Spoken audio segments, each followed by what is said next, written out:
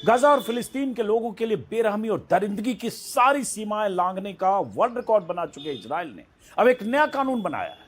इस कानून के मुताबिक इजराइल ने अगर किसी फिलिस्तीनी को आतंकी हमले के आरोप में पकड़ा तो उसे सीधे फांसी की सजा मिलेगी। इजराइल की संसद ने इस कानून को पास कर इस पर अपनी मोहर लगा दी है।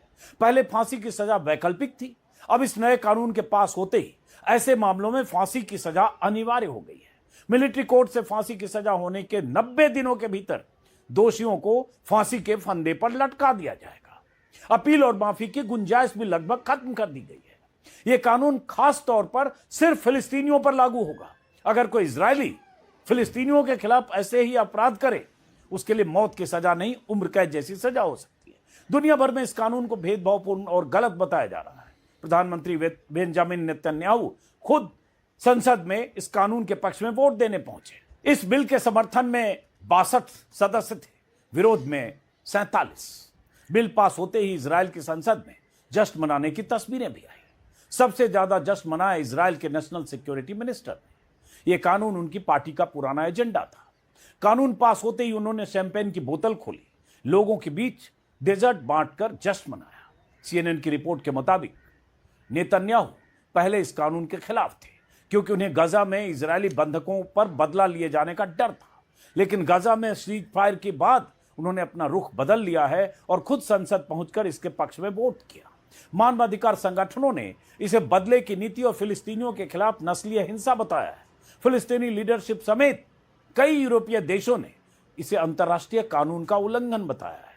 लेकिन इजराइल को इन सब से क्या फर्क पड़ता है?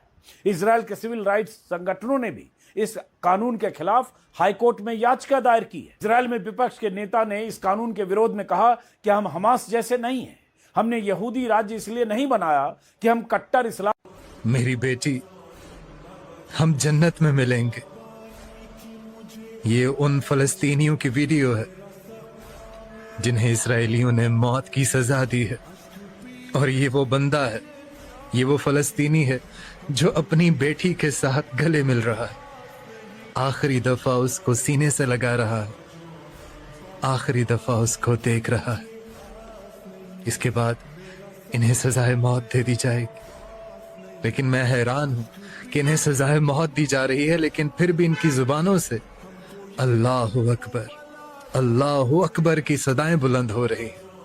किसी किस्म की कोई भीख नहीं मांगी जा रही कि हमें माफ कर दो, हमें छोड़ दो, हमें बख्श दो। उनका इतना बुलंद मुराल देखकर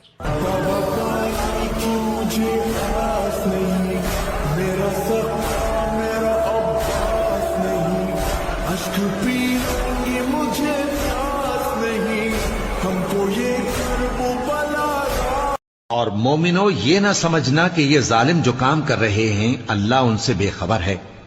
वो इनको उस दिन तक मोहलत दे रहा है जबकि दहशत के सबब आंखें फटी की फटी रह जाएंगी और लोग सर उठाए हुए मैदान क़यामत की तरफ दौड़ रहे होंगे। उनकी निगाहें खुद अपनी तरफ लौट न सकेंगी और उनके दिल मारे खौफ के हवा हो रहे होंगे।